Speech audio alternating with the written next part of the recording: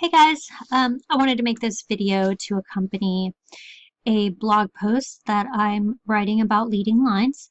I kind of think some people like reading blog posts, but some people prefer watching a video. So I thought maybe I'd start experimenting with doing both and see how that goes. So I'm going to just try to roll through this really quick. And if you prefer reading, just skip this and scroll down in the blog post. So anyhow, today I want to talk about leading lines. I want to kind of break down all the compositional elements in detail because it's something I'm fascinated with, the study of composition. And it's just something I think about a lot when I'm taking a photo. I'm not just running around kind of, taking photos of something. I'm always thinking about the different elements of composition and how they can make your photo better. So here's an example of what we're talking about here. Leading lines are going to be just lines that lead you into an image. It's one of my favorite ways to add depth to an image. Anytime I'm talking about composition, it's usually to add depth. I think adding depth is the most important thing you can do to take your photo from just a regular old snapshot to something a little more artistic. And there's lots of ways to add depth. Leading lines is just one of them. And so I want to kind of just show you this. Here's an example of the same photo taken from the Destin Bridge. Pretty much the same photo. I guess this one's a little more zoomed out. But basically, this is just a flat image. Most images that people take are just pretty much flat, unless they get lucky and they have something that gives it depth. But the thing with photography is anytime you take a picture, we see the world in 3D, but the camera has to flatten that into a two-dimensional image. So composition's all about trying to recreate something a little more dimensional. So leading lines is a great way to do that. So in this photo, I took this picture just looking over the edge onto the harbor. And then this one, I just kind of saw these railings and thought, well, how can I make the railings lead you into our subject, which is Emerald Grand right there, and the sun rising up. And so the thing with lines is they can be anything, and I'll roll through some different examples, but they can be any sort of lines that are coming out of it. To be effective, they really need to come out of the bottom half of your photo and preferably in the corners. So I'll show you a lot of examples, but anywhere in the bottom half of the photo, down here along the edges, because like this is a line right here, but that doesn't lead you in. It has to be here to lead you in. So let's get started. And so here's our leading lines in this image, and that's those right there. Next one. So this is Pensacola Beach fishing pier, and of course, always looking for leading lines. And in this case, right here on the pier, these ones here, and see how they're all coming out of these two corners and the bottom, and then you've even got these here. And next one, this is the Beach Club Resort at Disney World, and this is a leading line here. Curved ones have or kind of give you that whimsical fun feeling, and they still pull you into the image. So this one, even though it's not they don't have to be symmetrical. It can just be anything to give you that depth. And in this case, even this railing right here. And again, these are just pictures you could take with your phone. I'm not necessarily talking here about like, this is an element of excellent photography, but this is an element of just making your standard everyday pictures better as well. Okay, this is the Bellingen Gardens Christmas and Lights. It's an amazing thing to see if you ever have the chance. Roads are a great way to create leading lines. So a lot of times what happens is people take a photo and they just kind of, they don't really think about the lines. Sometimes you got to get down a little lower to get it or whatever and compose your shot. But as you can see, coming out of this corner is the best thing here. And this is what makes it dimensional. This is what sucks you into the photo. This one has a couple other things going for it too. We've got a strong foreground image here too. I'll make a blog post about that another time. Okay, this one again, roads are really good for this. Disney's Coronado Springs Resort. I like to wander here sometimes. Now, this road is obviously our leading line, and this is what, even though this one, they tend to be more effective if they're coming into the image, but this one is still pulling us straight in. And it's still adding depth. It's still making it three-dimensional. This photo also has some other compositional elements to it. Horizon along the 2/3 line. I did write a blog post about the rule of thirds, or you can just Google that. But that is that right there. Strong foreground element here. So this has a lot of things compositionally lined up that make it work. Here's another one from Disney World. I do like to I like to practice photography in Disney World. There's a lot of just kind of fun subjects. It's just a good place to kind of wander and find things to shoot. Anyway, this image, again, we're not talking about, you know, good image, bad image. It doesn't really matter, but it's the way this kind of just pulls you in, and that's what takes it from being just a two-dimensional flat picture to something else. And it's right here. It's this road leading in, and I don't remember what country this is. Maybe like Scotland or something, or England. There's teacups everywhere, so maybe wherever they have a lot of tea. This one also utilizes one more compositional element, and that is framing, and I will talk about that later too.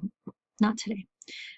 Okay, and here we have, now this is just like an average picture, you know, walking around the neighborhood. Well, this isn't my neighborhood. This is Aragon. I like to walk here. I like to jog here. And this is in Pensacola. But the point is, just even a regular old picture, this is not a two-dimensional image. This is an image with depth. And it's because of these lines here and these lines here. And those are the lines bringing us into the image. Also, we're using framing here. This is a different element, but one that's very effective to also add depth to an image. Okay, Baytown Wharf at Destin. This is just walking from the marina to Baytown.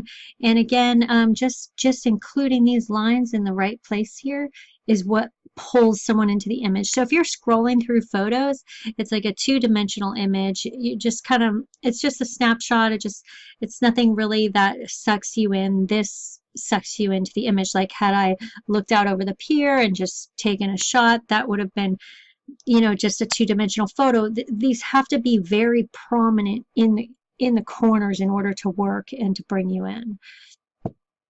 Okay, and here's this is in Destin, Clement Taylor Park, I believe is what it's called. It's just a pier going off there on the bay. Anyway, this is at sunset, and got some other things going on here. Rule of thirds, the horizon at the third line instead of in the middle.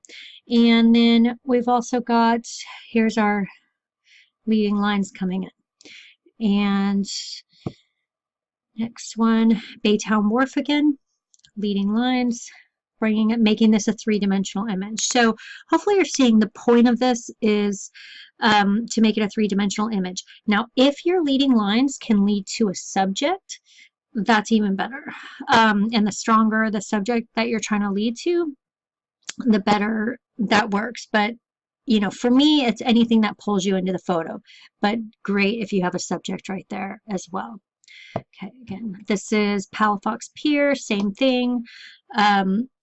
You know, this composition is very strong, but it's because of these lines. It's, you know, and then anytime you can get something to reflect off your leading lines, in this case the fireworks, like even better. And you can always, you know, emphasize that in editing a little bit too.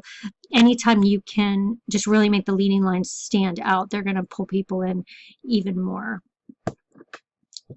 Destin Harbor. This image just, you know, it's just a shot, but it has a way of pulling you in. And part of that is just making sure these lines are all coming out of the right places. Here's the two main leading lines. This is an implied line, which I'll talk about later. Trying to keep these kind of short, implied line, and they just all kind of suck you into the photo. Now, if I'm usually hanging by myself for the most part, but if I had a person with me, I'd put them right there, obviously, because anytime you can get your leading lines to go to your subject, that's going to be a really strong image. Okay, And then these beach shots where you see the railing in the shot, they're always so popular. They're just a proven winner, and this is why, because these leading lines. So had I stood right here taking a picture of the beach, that would have just been a flat image of the beach, just boring. Everybody has this shot, but standing up here on the pier and putting these lines in exactly the right place. Bottom part of the image out of the corner if you can, and in this case it's like it just has a feeling of pulling you in, and you're walking down to the beach, and you just it feels more like real life than a photograph when you can use this effectively. Next one, this is the inn on Destin Harbor. Stay here a lot when I'm in Destin. So, you know, I could have been out here, it was, you know, if you're on vacation, take a picture of the hotel, but backing up and including this pier leading into the image. Again, in this case, it didn't line up quite right to make it lead into the subject, but just having it in the corner leading into the image adds that three-dimensional element to it. Here we have Disney World, Magic Kingdom. I shouldn't say Disney World, Disney. There's a lot of parks in Disney World. Anyway, so this one, you know, when I was standing up, none of these leading lines were in the image, but sometimes you got to get down low, which is what I chose to do right here. And you've got lines coming in here. And again, in this situation, it's a very strong composition because it's leading to the subject, which is Cinderella's castle. Same thing here. You've got, this is the Disney Wedding Pavilion, well, this is the main one. This is leading lines coming right out of these corners, and you just got to kind of line them. You can just move around until they line up right, but you don't, this is where you want them, coming out of those bottom corners, and it just feels like you're just like sucked into the image. In this case, it goes to the subject. Another beach one, same thing. Had I, you know, stood right here, it's like that would have been nothing, but just including these railings, just including these lines is what makes this feel more like real life than a photograph. And so again, this could just be you're on vacation and you're thinking about these things, and I don't care if you're shooting with your cell phone or shooting with anything, all these rules still apply. It's still going to make your image a little bit better if you can, because that's the thing is there's so many photographs on the internet. These are the little things that make yours just stand out a little more and just give it that little extra something. This is Palafox Pier again during sunset, and actually same thing as the fireworks image, same lines, but you can see here's the lines here, here's the lines here, and then this one you've got the sunset reflecting on the line. Anytime you can reflect on the line, that's really good. And then the horizons at a third, so that's always a good element too. A lot of times people center their horizons when they're first starting out, and then usually it works better to put it on a third. You can, you know, read that post for that, but in this case it also worked well for lining up the leading lines. Jocko's restaurant just near the pier there, same thing, just looking for these lines, and you can find the lines can be anything. In this case it's the sidewalk, it's the railing here, it's the railing here. I look at the ones coming from the top edges as secondary. They're not going to be strong on their own if they didn't have these bottom ones, but they're nice secondary lines. So these are all the lines that lead you into the image. Even this boat line is kind of a implied line coming out of this corner here. So next one, back at Palafox Pier still. And again, this one, I had to lean over the railing. Sometimes you just, all you have is an average shot. And honestly, if you get out here and you just look over this railing and you look out here and you take a picture of these boats, I mean, everybody has that picture.